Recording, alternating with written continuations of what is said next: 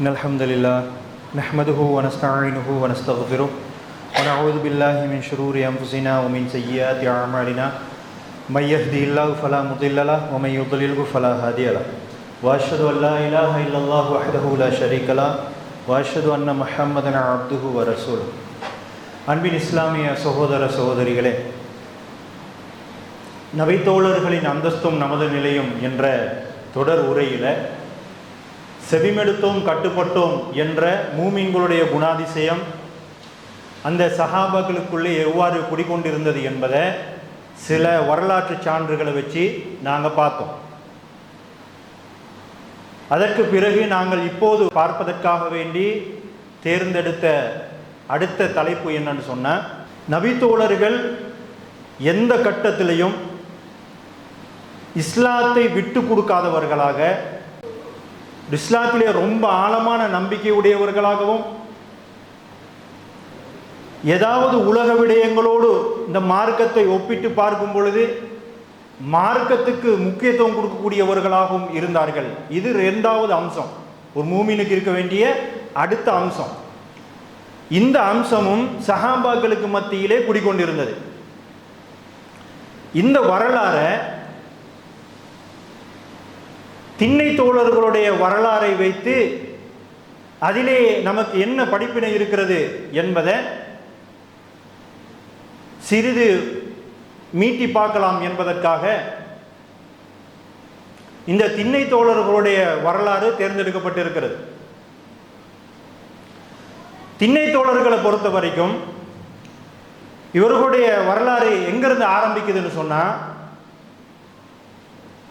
மக்கால இருந்து மதீனாக்கு ஹிஜ்ரத் போறாங்க. அங்க போனா நபிகள் நாயகம் என்ன செய்யறாங்கன்னு சொன்னால், ஒவ்வொரு மதீனா வாசியினோடும் ஒவ்வொருவரும் சேர்த்து விடுறாங்க. நீங்க இவருக்கு சகோதரர், நீங்க இவருக்கு சகோதரர்னு சொல்லி அவ்வாறே சேர்த்து விடுறாங்க. இவ்வாறு எல்லாம் பிரித்து கொடுக்கப்பட்டதுக்கு பிறகு சுமார் 70 சஹாபாக்கள் எஞ்சி இருக்கிறார்கள். 70 சொச்சம் சஹாபாக்கள் எஞ்சி இருக்கிறாங்க. அவங்கள பிரித்து கொடுப்பதற்காக அந்த மதீனால எந்த ஒரு குடும்பமும் இல்லை. அப்ப நபிகள் நாயகம் என்ன சொன்னாங்கன்னா, பொருளாதாரத்தில் ஒரு தன்னிறைவு பெறும் வரைக்கும் இந்த பள்ளி திண்ணையில தங்கிக்கிறங்க அப்படின்னு சொல்லி நபிகள் நாயகம் சொன்னார்கள். அந்த பள்ளி திண்ணையில தங்கிட்டு வந்த அந்த நபி தோழர்கள் தான் வரலாற்று ரீதியாக அஸ்ஹாபு சுஃபா, திண்ணை தோழர்கள் என்று அழைக்கப்பட்டார்கள். அப்ப இந்த திண்ணை தோழர்கள் அதிகமான படிப்பினைகள் எங்களுக்கு இருக்கிறது. முதலாவது படிப்பினை என்னன்னு சொன்னா, இந்த திண்ணை தோழர்கள் மக்கால இருந்து மதீனாக்கு வந்தது, மக்கால அவங்களுக்கு இருக்கிறதுக்கு இடம் இல்லை, திங்கிறதுக்கு சாப்பாடு இல்லை, உடுக்கிறதுக்கு உடுப்பு இல்லை, சரியான கஷ்டமான ஜீவனாம்சம் மக்கால நடத்துறாங்க. ஆகையினால மதீனாவுக்காச்சு போய் எங்களுக்கு ஒரு விடிவு காலம் கிடைக்குமா என்று சொல்லி வேலை தேடி வரல. இந்த திண்ணை தோழர்கள் யாருமே மதீனாக்கு வேலை தேடி வரல, பொருளாதாரத்தில் தன்னிறைவு பெறலாம் என்ற நோக்கத்தில் வரல. இன்னும் சொல்ல போனா, இந்த ஹிஜ்ரத் செய்து வந்தவர்கள்ல சில கோத்திரத்தாரின் தலைவர்களும் இருந்தார்கள். நான் சொன்னேன், ஹக்கீம் இப்னு ஹிசாம், அவர் ஒரு கோத்திரத்துக்கு தலைவர். இந்த மாதிரி ஒரு சில கோத்திரத்துக்கு தலைவர்களாகவும் இருந்தார்கள், செல்வந்தர்களாகவும் இருந்தார்கள். நபிகள் நாயகம் பெரிய பணக்காரர், அபூபக்கர் ரலியல்லாஹு அன்ஹு அவங்க பெரிய பணக்காரர். இந்த மாதிரி பெரிய செல்வந்தர்களும் அவர்களுக்கு மத்தியில இருந்தாங்க, ஹிஜ்ரத் சென்று வந்தவர்களுக்கு மத்தியில. அப்ப இவங்க மக்காவை விட்டுட்டு மதீனாக்கு ஹிஜ்ரத் வந்ததுக்கான ஒரே காரணம் என்னண்டா, நபிகள் நாயகம் இஸ்லாம் என்ற ஒரு மார்க்கத்தை எடுத்து சொல்றாங்க. இந்த நபி தோழர்கள் அந்த மார்க்கத்தை ஏற்றுக்கொள்றாங்க. ஏற்றுக்கொண்டா ஒரு கட்டத்தில் தான் ஏற்ற அந்த மார்க்கத்தை தன்னுடைய வாழ்விலே எடுத்து நடப்பது பெரிய ஒரு சிக்கலாக, சிரமமாக ஆகுகிறது. எப்படி ஆகுதுன்னு சொன்னா, ஒன்றோ நீ ஏற்றிருக்கக்கூடிய இந்த மார்க்கத்தை விட்டுட்டு உன்னுடைய மூதாதையருடைய மார்க்கத்துக்கு திருப்பி வரணும். இல்லைன்னு சொன்னால் நீ அவ்வாறு வரும் வரைக்கும் நம்ம என்ன செய்வோம், உன்னைய தொல்லப்படுத்துவோம். சொல்லனா துன்பங்களை முஸ்லிம்களுக்கு கொடுத்தாங்க. அந்த துன்பங்களை தாங்க முடியாமல் தான் அல்லாஹ் தாலா என்ன செய்யறான், ஒரு கட்டத்தில் சரி இங்க இருந்து மதீனாக்கு போயிருங்க சொல்லி அல்லாஹ் தாலா என்ன செய்யறான், அனுமதி கொடுக்குறான். அது வரைக்கும் அந்த ஓரிரை கொள்கையை ஏற்றுக்கொண்ட அந்த நபி தோழர்களுக்கு அதிகமான துன்பங்களை கொடுத்துக்கிட்டே இருந்தாங்க. இந்த தருணத்தில் அந்த இஸ்லாத்தை ஏற்ற நபி தோழர்கள் என்ன பார்க்குறாங்க தெரியுமா, தான் ஏற்ற அந்த மார்க்கத்தை ஒரு தட்டில் வைக்கிறாங்க. அதே போல தான் அந்த இஸ்லாத்தை ஏற்பதற்கு முன்னாடி எந்த மாதிரியான ஒரு வாழ்க்கையை வாழ்ந்தாங்களோ அந்த வாழ்க்கையை இன்னொரு தட்டில் வைக்கிறாங்க. உலக வாழ்க்கையையும் மறுமை வாழ்க்கையையும் ஒவ்வொரு தட்டில் வைக்கிறாங்க. வச்சு பார்த்தா அவங்களுக்கு எது அதிகமான கனமாக இருக்கிறது, தான் ஏற்றிருக்கக்கூடிய அந்த கொள்கை, அந்த மறுமை வாழ்க்கை, அதுதான் அவர்களுக்கு கனமாக இருந்ததே ஒழிய இந்த உலக வாழ்க்கை அவர்களுக்கு கனமாக பெரிசாக தெரியல. ஆகையினால எவ்வளவு செல்வந்தர்களாக இருந்தாலும் சரி, அவர்களுடைய செல்வத்தை எல்லாம் அவ்வாறே விட்டுவிட்டு மதீனாக்கு ஹிஜ்ரத் போனாங்க. அவ்வாறு மதீனாக்கு ஹிஜ்ரத் போனவர்கள் தான் சுமார் 70 நபி தோழர்கள். அவர்களுக்கு இருக்கிறதுக்கு வீடோ, நெருங்கி பழகுவதற்கு சொந்தக்காராக்களோ, விதவிதமா அணிவதற்கு ஆடையோ, வயிறார உண்ணுவதற்கு உணவோ எதுவுமே இருக்கல. ஏழைன்னா பரம ஏழைகளாக இருந்தாங்க. இன்றைக்கு ஏழைகள் நாங்க பார்க்கிறோம் பாத்தீங்களா, அவங்களோட ஒப்பிட்டு பார்க்கும் பொழுது பல கோடி மடங்கு பரம ஏழைகளாக இந்த திண்ணை தோழர்கள் இருந்தாங்க. அதை நாங்கள் ஒரு சம்பவம் பார்ப்போம். அதுக்கு முதலாவது பெரிய படிப்பின் என்ன தெரியுமா, இந்த சின்னை தோழர்களுடைய வாழ்க்கையில அல்லாஹு தஆலா இவர்களுடைய முக்கியமான ஒரு குணாதிசயத்தை சிலாகித்து சொல்றான். முக்கியமான ஒரு குணாதிசயம் அவர்கள்ட்ட, அந்த திண்ணை தோழர்களிடம் அந்த குணாதிசயம் இருந்தது. அதை அல்லாஹு தஆலா ரொம்ப பாராட்டி சொல்றான், ரொம்ப புகழ்ந்து சொல்றான். அது என்ன குணாதிசயம்னு சொன்னா, 2வது சூறால 273வது வசனமாக இடம்பெற்றிருக்கிறது. லில் ஃபுகரா இல்லதீன உஹ்சிரு ஃபீ சபீலில்லாஹி லா யஸ்ததீஉன தர்பன் ஃபில் அர்தி. பூமியிலே பறந்து திரிந்து சென்று வியாபாரம் செய்ய முடியாத, பொருளீட்ட முடியாத, அல்லாஹு தஆலாவுடைய பாதையிலே தன்னை அர்ப்பணித்துக் கொண்ட ஏழைகளுக்கும் இந்த ஜக்காத்து உரித்தாகும். அவங்களுக்கும் இந்த ஜக்காத்து கொடுங்க. ஏன்? 2 காரணம். ஒன்று பூமியிலே பறந்து திரிந்து வியாபாரம் செய்வதற்கான சக்தி அவங்களுக்கு இல்லை. ஏன் இல்லை? அல்லாஹு தஆலாவுடைய பாதையில தன்னையே அர்ப்பணித்துக் கொண்டார்கள். இதுதான் அதற்கான காரணம். ஆகையினால் அல்லாஹ் என்ன சொல்றான், ஜக்காத் வரும் பொழுது அந்த ஜக்காத்துல இவங்களுக்கும் ஒரு பங்கு இருக்க வேண்டும். யார சொல்றான் அல்லாஹ்? இந்த அஸ்ஸாபு சுஃபா திண்ணை தோழர்களை பத்தி தான் சொல்றான். தொடர்ந்து என்ன சொல்றான் தெரியுமா, அவர்களுடைய குணாதிசயத்தை பாராட்டுறான். என்ன பாராட்டுறான்? யஹ்சபுஹுமுல் ஜாஹிலு அக்னியா மின தஅஃபுஃப். அவர்களுக்கு இருக்கின்ற தன்மான உணர்ச்சியின் காரணமாக, அவர்களுக்கு இருக்கின்ற சுயமரியாதையின் காரணமாக, அவர்களை பற்றி அறியாதவர்கள் அவர்களை பார்க்கும் பொழுது என்ன நினைப்பாங்களா, பணக்காரர்கள் நினைப்பாங்களாம். பொதுவாக பணக்காரன்னு சொன்னா கையேந்தி போவாங்களா? கையேந்த மாட்டாங்க, அடுத்தவன்ட்ட கேட்க மாட்டாங்க, பிச்சை கௌரவ பிச்சை ஒன்றுமே கேட்க மாட்டாங்க. இவங்க என்னண்டா பள்ளியிலே உட்கார்ந்துட்டு இருக்கிறாங்க, வேலை வெட்டிக்கே போக மாட்டேங்கிறாங்க. இதை பார்த்துட்டு இவர்களை பத்தி அறியாத ஒரு மனுஷன் வந்து பார்த்தா என்ன நினைப்பானா, மிகப்பெரிய கோடீஸ்வரர்கள் போல அப்படின்னு நினைப்பானா. அல்ல அப்படியே சொல்லிருக்காங்க, யஹ்சபுஹுமுல் ஜாஹிலு அக்னியா மின தஅஃபுஃப். அவர்களுடைய தன்மான உணர்வு, அவர்களுடைய சுயமரியாதை. ஏன் கேட்காம இருக்கிறாங்க? அவங்களுக்கு தேவை இல்லாம இல்லை, வயிற்று பசி இருந்தது, அவர்களுக்கு உடுப்பு இல்லாம இருந்தது, தங்குவதற்கு சரியான வசதி இல்லாம இருந்தது. ஆனா கேட்கல. காரணம் என்ன தெரியுமா? சுயமரியாதை. என்ன இல்லாட்டியும் பரவாயில்ல, அடுத்தவன்ட கையேந்த கூடாது. அந்த சுயமரியாதையின் காரணமாக அவர்களை பற்றி அறியாதவர்கள் அவர்களை பார்க்கும் பொழுது பணக்காரர்கள் என்று நினைப்பார்கள். அதற்கு பிறகு ஒரு அடையாளத்தை அல்லாஹ் தஆலா சொல்லி காட்டுறான், நபியே இந்த அடையாளத்தை வச்சு நீங்க அவங்கள அடையாளம் கண்டுக்கிருவீங்க.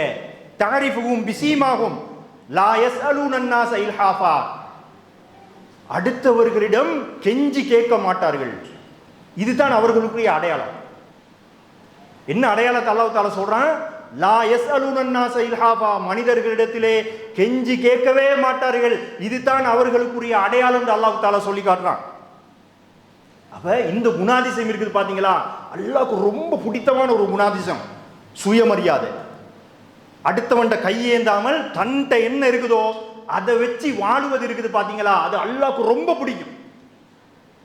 புகழ்றான் தானே, அதே மாதிரி எவனெல்லாம் வெக்கம் கட்டு கையேந்தி போறானோ அவனுக்கு கொடுக்கக்கூடிய பனிஷ்மெண்ட்டும் அல்லாஹ் அப்படிதான் கொடுக்குறான்.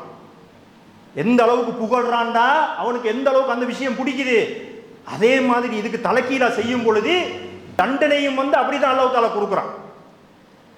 நபிகள் நாயகம் சொல்றாங்க, சஹீஹ் புகாரில 1427வது ஹதீஸாக இடம்பெற்றிருக்கிறது, வமை யஸ்தஃபிஃப் யுஇஃபஹுல்லாஹ், எவர் ஒருவர் இந்த உலகத்தில் சுயமரியாதையோடு வாழுகிறாரோ அவரை அல்லாஹு தஆலா கடைசி வரை அவ்வாறே வாழச் செய்கிறான். எவன்கிட்ட கையேந்த கூடாது. என்கிட்ட என்ன இருக்குதோ, அல்லாஹ் எனக்கு என்ன தந்திருக்கிறானோ அதை வச்சு நான் வாழுவேன், அது எனக்கு போதும், எனக்கு என் சுயமரியாதை தான் முக்கியம்னு சொல்லி எவன் வாழ்றானோ கடைசி வரைக்கும் அல்லாஹு தஆலா அவனை அவ்வாறே வாழச் செய்கிறான் என்று நபிகள் நாயகம் சொல்றாங்க. ஒமை யஸ்தக்னி யுக்னிஹில்லாஹ், யார் அல்லாஹ்விடம் யா அல்லாஹ் எந்த காலகட்டத்திலையும் எந்த நேரத்திலையும் அடுத்தவர்களிடம் தேவையுடையவனாக என்னை ஆக்கிறாதே. ஒரு மனுஷன் ஏன் கையேந்திரான், தனக்கு ஏதாவது ஒரு தேவை அடுத்தவனிடமிருந்து பெற வேண்டி இருக்குது, இந்த மாதிரியான நேரத்தில் தானே போறான், போய் தன்னுடைய தன்மானத்தை விட்டு கையேந்திரான். யாரு அல்லாஹ்விடம் யா அல்லாஹ் அடுத்தவர்களிடம் எந்த காலகட்டத்திலும் தேவையுடையவனாக என்னை ஆக்கிறாதே, எனக்கு என்ன இருக்குதோ அதை வச்சு வாழக்கூடிய அந்த வசதியை எனக்கு தான் சொல்லி யாரு அல்லாஹ்விடம் துஆ கேட்கிறாரோ அவரையும் அல்லாஹு தஆலா அவ்வாறே வாழச் செய்து விடுகிறான்னு நபிகள் நாயகம் சொன்னாங்க. அப்ப இது ரெண்டுலையுமே என்ன சொல்லப்படுது, சுயமரியாதை. சுயமரியாதையோடு வாழ வேணும் என்று சொல்லி யார் உறுதியான மனசோடு இருக்கிறானோ அவன் அல்லாஹு தஆலா என்ன செய்கிறான், அவ்வாறே வாழச் செய்கிறான் என்று சொல்லி நபிகள் நாயகம் சொல்றாங்க. அதே மாதிரி நபிகள் நாயகம் கூட என்ன செய்வாங்க, 4 துஆ கேட்பாங்க. அல்லாஹும்ம இன்னி அஸ்அலுக்கல் ஹுதா, யா அல்லாஹ் உன்னிடம் நான் நேர்வழியை கேட்கிறேன், வத்துகா இறையச்சத்தை கேட்கிறேன், வல் அஃபாஃப சுயமரியாதையை கேட்கிறேன், வல் கினா பொருளாதாரத்தை கேட்கிறேன். 4 விஷயத்துல நபிகள் நாயகம் கேட்ட துஆ என்னது, அஃபாஃப் சுயமரியாதை, சுயமரியாதையோடு யா அல்லாஹ் என்னை வாழச் செய்யுன்னு சொல்லி நபிகள் நாயகம் ஸல்லல்லாஹு அலைஹி வஸல்லம் அவர்கள் அடிக்கடி துஆ கேட்பாங்க. அப்ப நம்மளும் எங்களுடைய துஆக்கள் என்ன செய்யணும், சுயமரியாதையோடு வாழக்கூடிய அந்த மன வலிமையை அல்லாஹ் எங்களுக்கு தான் சொல்லி துஆ கேட்கணும். அதே போல பாருங்க, நபிகள் நாயகம் என்ன செய்யறாங்கன்னு சொன்னா, ரோம பேரரசு இருக்குது பாத்தீங்களா, அந்த ரோம பேரரசின் அரசனுக்கு ஒரு கடிதம் எழுதுறாங்க, இஸ்லாத்தை நோக்கி நீங்க வாங்கன்னு சொல்லி இஸ்லாத்தின் பால் ஒரு அழைப்பு. இவன் அந்த கடிதத்தை பார்க்கிறான், பார்த்தா புதிய ஒரு நபி வந்திருக்கிறாரு என்று சொல்லி அந்த கடிதத்தை பார்த்தோன்னு இவனுக்கு தெரியுது, இவனுக்கு என்ன தேவைண்டா இந்த நபியை பத்தி கூடுதலான ஒரு தகவல்களை இவன் திரட்டி கொள்ளணும் என்று நினைச்சு என்ன செய்யறான்டா, தன்னுடைய காவலர்களுக்கு சொல்றான், இந்த மக்கா இருக்குதே, இந்த மக்கா பிரதேசத்துல இருந்து யாராவது நம்முடைய நாட்டுக்கு இப்ப வந்திருக்கிறாங்களா, அப்படி இருந்தா கூட்டிட்டு வாங்க அப்படின்னு சொல்லி தன்னுடைய காவலர்களை அனுப்புறான். போனா யார் இருக்கிறா, அபூ சுஃபியான் இருக்கிறாரு. வியாபார நிமித்தமா அபூ சுஃபியான் என்ன செஞ்சுக்கிறாரு, இந்த ரோம் சாம்ராஜ்யத்துக்கு போயிருக்கிறாரு. அபூ சுஃபியானையும் அவருடைய சில தோழர்களையும் கூட்டிட்டு வராங்க. கூட்டிட்டு வந்து இவன் விசாரிக்கிறான், யார் அவரு என்ன ஏதுன்னு சொல்லி நிறைய கேள்விகளை கேட்கிறான். அதுல ஒரு கேள்வி என்ன தெரியுமா, அவர் உங்களுக்கு என்ன சொல்றாரு, நபின்னு சொல்றாரு தானே, உங்களுக்கு எதை கொண்டு ஏவுகிறார் அப்படின்னு சொல்லி கேட்டோன்னே அபூ சுஃபியான் என்ன சொல்றாரு, தொழுகையை கொண்டு ஏவுகிறார், எங்களுக்கு தொலை சொல்றாரு. அதே மாதிரி உறவினர்களோடு நன்றாக அண்டி பழக சொல்றாரு, சுயமரியாதை ஏவுகிறார். அடுத்தது என்ன சொல்றாங்க, சுயமரியாதையோடு வாழ சொல்லி எங்களுக்கு கட்டளை இடுகிறார். எப்ப, நபிகளாருடைய ஆரம்ப காலத்திலே, நபிகளாருடைய ஆரம்ப தாவாலே என்ன இருக்குது, தொழுங்க, உறவினர்களோடு அண்டி பழகுங்க, சுயமரியாதையோடு இருங்க. அப்ப இந்த சுயமரியாதையோடு வாழ்வது என்பது அல்லாஹ்வுக்கு ரொம்ப பிடித்தமான ஒரு விஷயமாக இருக்குது. அப்ப நம்ம என்ன செய்யணும், கண்டிப்பாக சுயமரியாதையை அல்லாஹ்விடம் ஒவ்வொரு தொழுகையிலையும் அல்லது எப்பெல்லாம் நாங்கள் துஆ கேட்கிறோமோ அதை கண்டிப்பா அல்லாஹ் தஆலா அடிக்கடி நாங்கள் கேட்கக்கூடியவர்களாக இருக்கணும். அதுல மெயினா சுயமரியாதையை ஒரு மனுஷன் இழக்கக்கூடிய இடம் என்னது தெரியுமா, அடுத்தவன்ட்ட பிச்சை கேட்கறது. பிச்சை கேட்கும் போது தானே பெரும்பாலும் அவனுடைய சுயமரியாதை இல்லாம போகுது.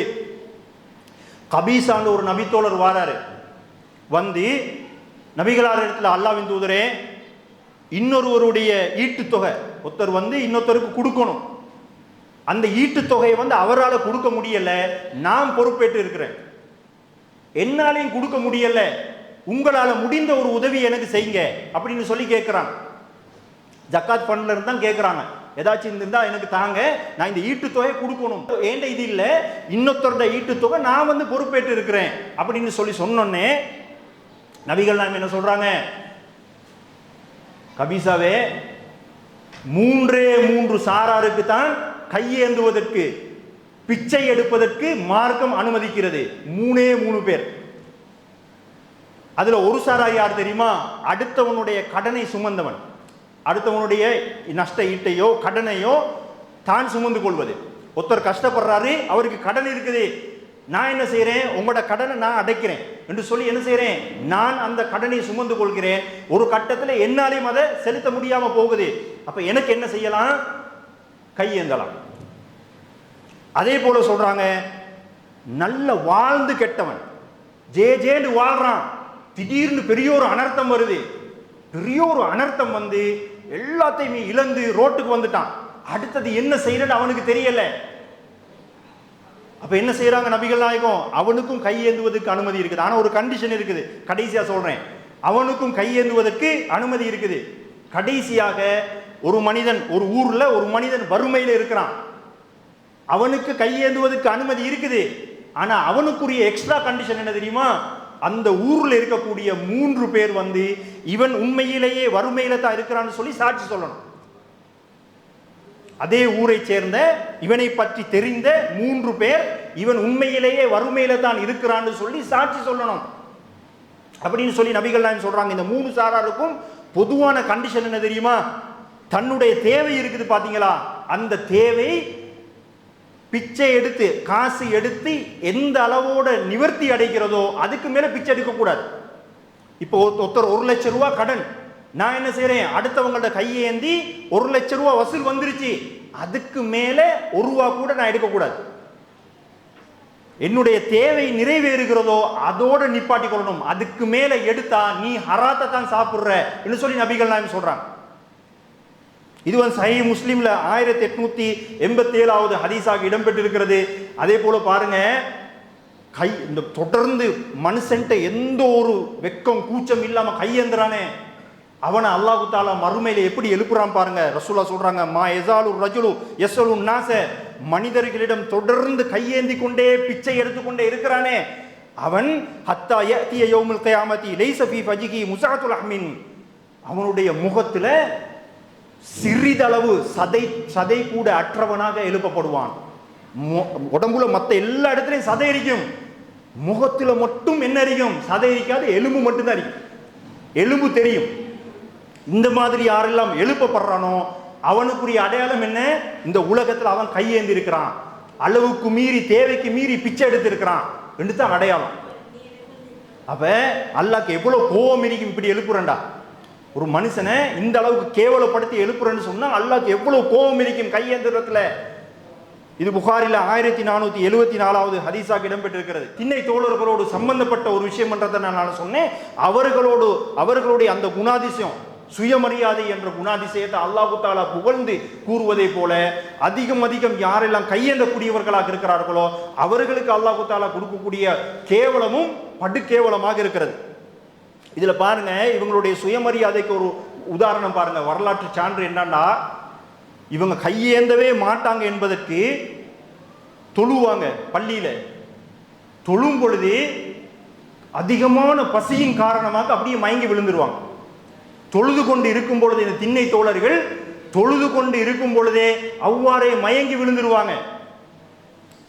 அடுத்தவங்கள்ட்ட ஏதாச்சும் கேட்டு சாப்பிட்டு இருந்தா மயங்கி விழ வேண்டிய அவசியம் இல்லையே, மயங்கி விழுறாங்கன்னு சொன்னா கையேந்தவே மாட்டாங்க என்பதற்கு இது ஒரு சான்றுங்க. இந்த ஹதீஸ் எப்படி வருதுன்னு சொன்னா, நபிகள் நாயகம் தொழுவிப்பார்கள், நின்று கொண்டே இருக்கக்கூடிய சில மனிதர்கள் அவ்வாறே மயங்கி கீழே விழுந்துருவாங்க. கீழே விழுந்தா இந்த காட்டரபிகள் இருக்கிறாங்க, காட்டரபிகள் அவங்களுக்கு வந்து பேச தெரியாது, நடந்து கொள்ள தெரியாது, ரொம்ப மோசம். அவங்களுடைய பேச்சு கதைகள் எல்லாம், அவருடைய நடத்தைகள் எல்லாம் ரொம்ப மோசமானவர்கள். நபிகளாரத்தில் வந்து ஜக்காத்தை கேட்பான். எப்படி ஜக்காத் கேட்பான்டா, நபிகளார் ஒரு துண்டை போட்டிருப்பாங்க களத்துல, அந்த துண்டை களத்தை நெருக்கி கேட்பான். சும்மா கேட்கலாம, யாரை சொல்லலாம், எனக்கு ஜக்காத்துல எவ்வளவு என்ன சரி தாங்கன்னு கேட்டாலே நபிகள் நான் கொடுத்திருப்பாங்க. அப்படியே அந்த துண்டை, நபிகளார் களத்துல போட்டிக்கக்கூடிய துண்டை களத்தை அப்படியே நெருக்கி எனக்கு இதுல இருந்து தாரியா இல்லையான்னு கேட்போம். காட்டரபிகள் இந்த மாதிரி காட்டு மிராண்டித்தனமாகத்தான் அவர்கள் அதிகமான காட்டரபிகள் நடந்துக்கிடுவாங்க. அப்ப இந்த மாதிரி காட்டரபிகள் வந்தா என்ன சொல்லுவாங்களாம், ஹத்தா தகூலல் அராபு ஹாவுலாய் மஜானின், என்ன பைத்தியக்காரர்கள் இவர்கள், மக்கள் தொழுது கொண்டிருக்கிறாங்க, இவன் குறுக்க படுத்து கொண்டிருக்கிறான், இவங்க என்ன லூசான்னு கேட்பாங்களாம். ஏன்னா இவங்களை பத்தி தெரியல, இவங்க தலை சுத்தி விழுந்திருக்கிறாங்க, மயங்கி விழுந்திருக்கிறாங்க என்பது இவர்களுக்கு தெரியல. இவங்க என்ன சொல்லுவாங்க, தொழுது கொண்டிருக்கும் போது யாராவது குறுக்க படுப்பானா, குறுக்க படுக்கிறத பார்த்துட்டு என்ன பைத்தியக்காரர்கள் இவர்கள் என்று அவர்கள் சொல்லுவார்கள்.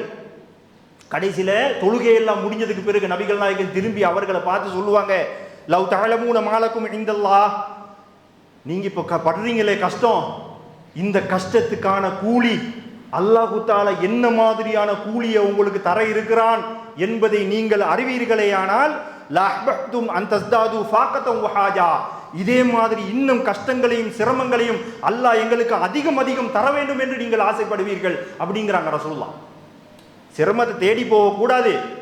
ஆனால் நபிகள் என்ன சொல்றாங்க, நீங்க படுற கஷ்டம் இருக்குதே, இதுக்கு என்ன கூலி அல்லாஹ் தஆலா உங்களுக்கு சித்தப்படுத்தி வைத்திருக்கிறான்னு மட்டும் உங்களுக்கு தெரிஞ்சா இதை மாதிரி இன்னும் அதிகம் அதிகம் தரணும்னு நீங்க ஆசைப்படுவீங்க அப்படிங்கிறாங்க ரசூலுல்லாஹ். இது திருமிதியில 2368வது ஹதீஸாக இடம்பெற்றிருக்கிறது. அப்ப யோசிச்சு பாருங்க, இந்த நபித்தோழர்கள் எதுக்கு இப்படி வந்து கஷ்டப்படுறாங்க, இந்த மாதிரி திங்கி இல்லாம குடிக்க இல்லாம மயங்கி விழுந்ததுக்கான காரணம் என்ன, வீடு இல்லாம ஆடை இல்லாம உணவு இல்லாம இருந்ததுக்கு காரணம் என்ன, அவங்க ஏற்ற மார்க்கம். மார்க்கத்துக்காக எதையும் நாங்கள் தியாகம் செய்ய தயார். ஆனா இன்றைக்கு உலகத்துக்காக மார்க்கத்தையே தியாகம் செய்ய தயார். அப்படிதான் இருக்கிறோம் முஸ்லிம்கள். காதலுக்காக வேண்டி, காதல் புனிதமானது, இஸ்லாம் வந்து ரொம்ப மட்டம், இஸ்லாத்தை தூக்கி வீசிட்டு காதலுக்காக வேண்டி போறாங்க. எத்தனை பேர் போறாங்க? அதே மாதிரி சினிமா, அதிகமான லாபம் சம்பாதிக்கலாம், பேரும் புகழும் கிடைக்கும் என்பதற்காக வேண்டி தன்னுடைய பேரை ஒன்றோ மாத்திட்டு போறான், இல்லாட்டி அதே பேர்ல போய் என்ன செய்யறான், சினிமால நடிக்கிறான். அதே மாதிரி சில விளையாட்டுகள் என்ன செய்வாங்க, எங்களோட பேரை மாத்தினா அல்லது வந்து மதத்தை மாத்திக்கிட்டா தான் எங்களுக்கு வாய்ப்பு கிடைக்கும் போல அப்படின்னு சொல்லி தன்னுடைய மதத்தையே மாத்திக்கொண்டு என்ன செய்யறாங்க, அந்த விளையாட்டுகள்ல வாய்ப்புகளை பெற்றுக்கொள்றாங்க. அப்ப அவங்களுக்கெல்லாம் இந்த இஸ்லாம் என்று சொன்னா அற்பத்திலையும் அற்பம். ஆனா இந்த திண்ணை தோழர்களுடைய இந்த வாழ்க்கை வரலாறு அவங்க படிச்சாங்கன்னு சொன்னா அவங்களுக்கு விளங்கும், எப்படிப்பட்ட ஒரு மார்க்கத்தை நம்ம தூக்கி வீசிட்டு ஒன்றுக்குமே இல்லாத விஷயங்களுக்காக வேண்டிய நாங்க போனோம்னு சொல்லி யோசிப்பான்.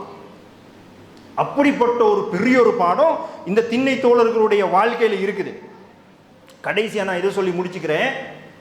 இவங்களுடைய உடுப்பை பாருங்க, இந்த திண்ணை தோழர்களுக்கு என்ன மாதிரி உடுப்பு இருந்தது, இதை வச்சு பார்த்தீங்கன்னா இந்த காலத்தில் இருக்கக்கூடிய ஒரு பிச்சைக்காரனை காட்டுங்க பார்க்க எப்படி இருந்தாங்க தெரியுமா? அபூ ஹுரைரா ரலியல்லாஹு அன்ஹு அவங்க, இவங்களும் ஒரு திண்ணை தோழர் தான். ஆரம்ப காலத்தில் இஸ்லாத்தை ஏற்றுக்கொண்ட ஒரு நபி தோழர் அபூ ஹுரைரா ரலியல்லாஹு அன்ஹு. இவங்க என்ன செய்யறாங்கண்டா, ரஅய்து 70 மின் அஸ்ஹாபி சுஃபா, திண்ணை தோழர்கள்ல 70 திண்ணை தோழர்களை நான் கண்டேன். அவங்களுடைய நிலைமை என்ன தெரியுமா? மாமின்ஹும் ரஜுலுன் அலைஹி ரிதாஉன், அவங்களுக்கு மேலாடே கிடையாது. மேலாடை, நாங்க ஷர்ட் போடுவோம், டிஷர்ட் போடுவோம், பெனியம் போடுவோம், மேலாடை 70 சஹாபாக்களுக்கு கிடையாது. வெறும் மேலோட தான் அலைவாங்க. அதே போல இம்மா இசாருன் இம்மா கிசாவும், ஒன்றோ அவர்களுக்கு வேஷ்டி இருக்கும், அல்லது வந்து போர்வை, வேஷ்டி அல்லது போர்வை, இது ரெண்டுல ஒன்று தான் இருக்கும். எப்படி அணிஞ்சிக்கிடுவாங்க தெரியுமா? அது தாங்க ஆடை, மொத்த ஆடை அதுதான். ஒன்றோ வேஷ்டி, சிலாக்களுக்கு வந்து பெட்ஷீட் மாதிரி, இதுதான் அவங்களுடைய ஆடையே. அதை எப்படி அணிஞ்சிக்கிடுவாங்க தெரியுமா?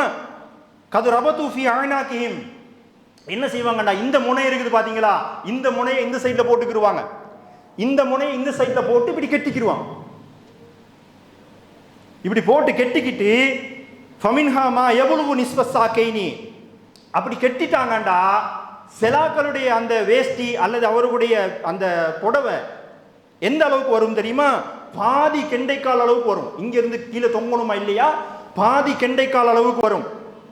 வமின்ஹா மா யப்லுகுல் கஅபைன், சிலருடைய அந்த வேஷ்டி கணுக்கால் வரைக்கும் வரும். சிலாக்கள்கிட்ட கொஞ்சம் நீட்டம், சிலாக்கள்கிட்ட கொஞ்சம் கட்டை.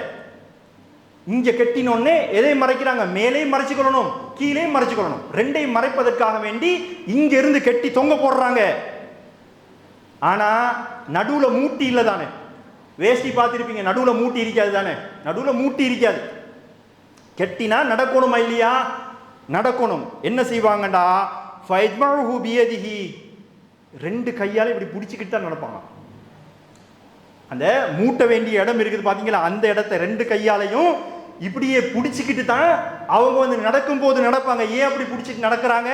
கராஹியத் அந்துரா ஔரத்துஹு, அவர்களுடைய ஔரத்து வந்து யாருக்கும் தெரிஞ்சிடக்கூடாது, வெளிப்பட்டு விடக்கூடாது என்பதற்காக வேண்டி அவர்களுடைய அந்த ஆடையை அவ்வாறு கையால பிடிச்சிக்கிட்டே நடப்பாங்க என்று சொல்லி அபூ ஹுரைரா ரலியல்லாஹு அவங்க சொல்றாங்க. ஒருத்தர் ரெண்டு பேர் இல்லைங்க, 70 பேர். சுப்ஹானல்லாஹ். ஒரு பிச்சைக்காரன் இருக்கிறான் இந்த மாதிரி. ஒரு பிச்சைக்காரன் நீங்க எத்தனை வருஷத்துல கண்டிருப்பீங்களா? இந்த மாதிரி களத்துல கெட்டி உடுப்பு இல்லைன்ற ஒரே காரணத்துக்காக வேண்டி அந்த மாதிரி கெட்டிக்கிட்டு கையால குடிச்சிக்கிட்டு நடக்கக்கூடிய ஒரு பிச்சைக்காரன் இருப்பானா இந்த காலத்துல கூட? அதனால சொன்னேன், இந்த காலத்தில் இருக்கக்கூடிய பிச்சைக்காரனோட அந்த திண்ணை தோழர்களோட ஒப்பிட்டு பார்க்கும்போது அவங்க கோடிக்கணக்கு பரம ஏழைகளா இருப்பாங்க. அந்த அளவுக்கு ரொம்ப கஷ்டத்துல இருந்தாங்க. அதுக்கான காரணம் என்னது? இஸ்லாம் தான்.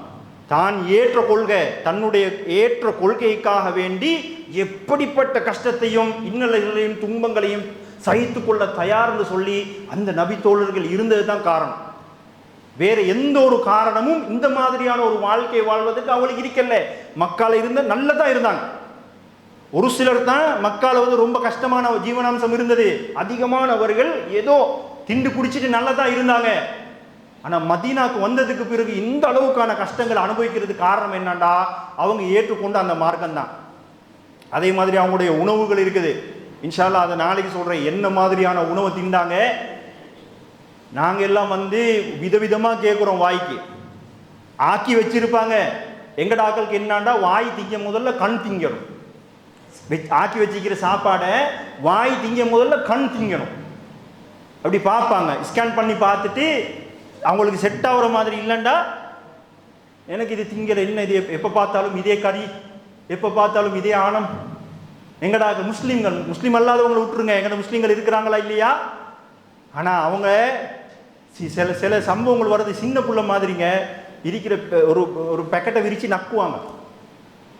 சின்ன பிள்ளை இப்போ நக்குறாங்களே, சாக்லேட் பேக்கெட்டை விரித்து தின்னு முடிக்கன்னு நக்குவாங்களே, அந்த மாதிரி நக்குவாங்க. சின்ன புள்ளத்தனமான செயல் தான். ஆனால் ஏன் சின்ன புள்ள இல்லை, அவங்க எல்லாம் பசி, அதையாச்சும் நக்கி எங்களுடைய பசியை போக்கிக் கொள்வோம் என்பதற்காக வேண்டி செஞ்சாங்க. இன்ஷா அல்லாஹ் அந்த சம்பவங்களை நான் சொல்றேன், திருப்பி நான் ஞாபகப்படுத்துறேன். சம்பவங்கள் எதுக்கு சொல்றோம்டா, கேட்டு ரசிச்சுட்டு போறதுக்கு இல்லை. அல்லாஹ் தஆலா குர்ஆன்ல சம்பவங்களை என்ன நோக்கத்துக்காக சொல்றானோ அதே நோக்கத்துக்காகத்தான் நம்ம என்ன செய்யறோம், சம்பவங்களை சொல்லி அதில் இருக்கக்கூடிய படிப்பினைகளை உள்வாங்கணும். சம்பவத்தை உள்வாங்குற மாதிரி அதில் இருக்கக்கூடிய படிப்பினைகளை உள்வாங்கணும். இந்த மாதிரியான தியாகங்கள் செஞ்சதுனால தான் அவங்களுக்கு அந்த அந்தஸ்து. நான் சொன்னேனே, வாழும் பொழுதே சுவர்க்கவாதிகள். நீங்க உகது மலை அளவுக்கு தங்கத்தை தர்மம் செஞ்சாலும் என்னுடைய தோழர்கள் ஒரு கைப்பிடி அளவுக்கு தர்மம் செய்வாங்களே, ஈடாகாது. இந்த அந்தஸ்தெல்லாம் அல்லாஹ்வும் அல்லாஹ்வுடைய தூதரும் கொடுத்தாங்களே, இதுக்கு தான். இந்த மாதிரியான சோதனைகள் அவங்க சகிச்சுக்கிறாங்க, வெற்றி பெற்றாங்க. ஆகையினால அந்த சஹாபாக்களுடைய அந்தஸ்தை எங்களால் அடைய முடியாது. ஆனால் அந்த சஹாபாக்கள் எப்படி வாழ்ந்தாங்களோ அதே மாதிரி ஒரு அளவுக்காவது சகித்து கொண்டு பல்ல கடிச்சுக்கிட்டு நாங்கள் இந்த உலகத்தில் வாழ்ந்துட்டோம்டா, வாழும் பொழுதே அல்லாஹ் என்ன செஞ்சிருவான், உன்னுடைய இந்த செயல் எனக்கு போதும், திருப்தி, ஆகையினால நீ சொர்க்கவாதின்னு எழுதிடுவான். அந்த மாதிரியான விஷயங்களை நம்ம அடைஞ்சிக்கிறணும் என்பதை உணர்த்துவதற்காகவும் அதை விளங்கி கொண்டு புரிந்து எங்களுடைய வாழ்க்கையிலே செயல்படுத்துவதற்காகவும் தான் இந்த மாதிரியான தலைப்பு எடுத்து நாம் பேசுகிறோம். ஆகையினால சொல்லப்பட்ட விடயத்தை விளங்கி நடக்கக்கூடிய நன்மக்களாக அல்லாஹ் தஆலா என்னை உங்களையும் ஆக்கி அருள் புரிவானாக. வாஹிரு தஅவானா அல்ஹம்துலில்லாஹி ரப்பில் ஆலமீன். அஸ்ஸலாமு அலைக்கும் வரஹ்மத்துல்லாஹி வபரகாத்துஹு.